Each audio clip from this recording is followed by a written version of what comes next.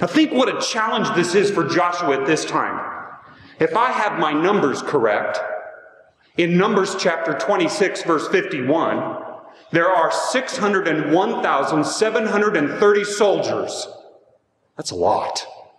601,730 soldiers, not to mention the support people and the women and the children who consider Joshua as their commander-in-chief.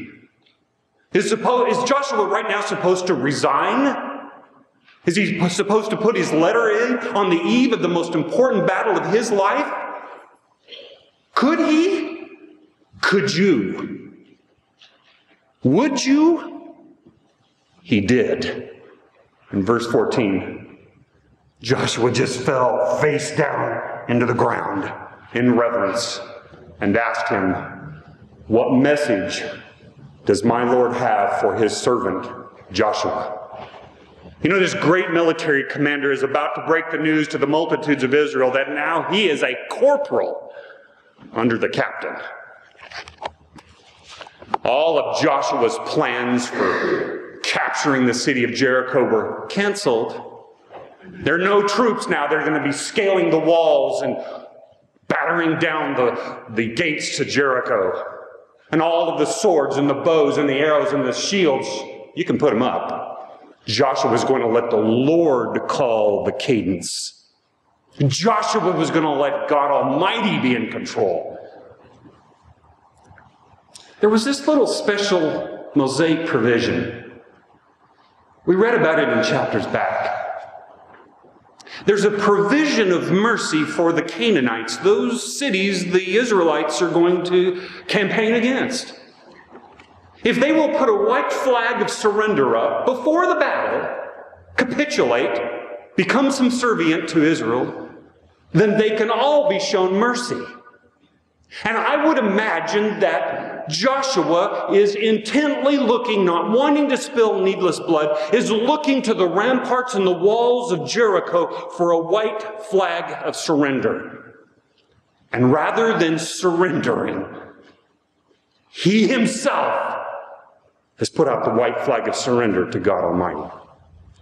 I think that I am very safe in saying that a fair share of our time in prayer consists in spelling out to God what we would like to have done for us, rather than simply saying, "I surrender." Rather than surrendering and then listening, we hold out for what we think our list should include and should happen.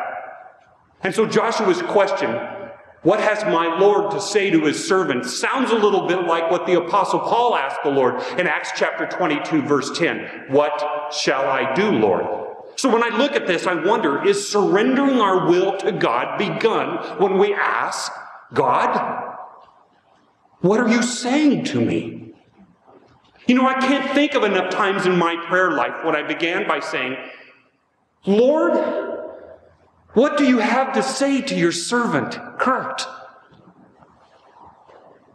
And then allowing the time for God to answer in his time. Now, of course, I'm not listening for some audible voice track to come across. Instead, I'm listening for a voice that comes not from vocal cords, but deep within the quiet recesses of my heart where I believe the Spirit is.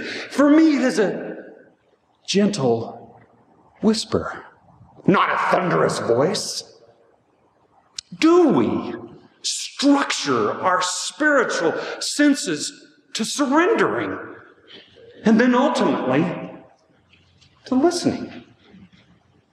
You know, I find in my prayer time, as soon as I'm alone, without my BlackBerry, without people around, without books open in front of me, without my new 54-inch flat screen TV on, as soon as I am alone and the laptop is in the off position, I find that there's this inner chaos that begins happening within me. And it wells up and I just can't wait to get busy again.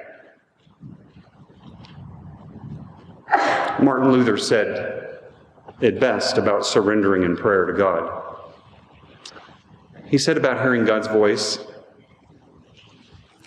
I do not know it, and I don't understand it. But sounding from above does come, ringing in my ears, and I hear what is beyond the thoughts of man. Joshua surrendered in prayer. And next, Joshua struggled in prayer. I think one of the most interesting verses in all of the Bible, in this text especially in Joshua, is chapter 6, verse 20. When the trumpet sounded and the Israelites shouted, every man charged straight in and they took the city. Israel took the city without the loss of a single soldier. Do you remember in the movie Saving Private Ryan? Do you remember the mother doing the dishes at the sink, looking out the window down the lane to the government pool car coming up? And she goes out onto the porch and she slumps. And if I remember it right, before words are spoken, because that mother knows what's happening. Well, today there's good news in Israel. Not one soldier's mother is going to hear that kind of news. Sadly, though, the next battle has plenty of bad news. In the battle for Jericho, the Lord had commanded his people not to take for themselves the spoils of war after the victory. The plunder, the leftover, the stuff was to be left completely for God. I guess he wanted them to trust him. But there was this man named Achan, and he was just aching to defy the divine command. You're supposed to laugh. That was funny.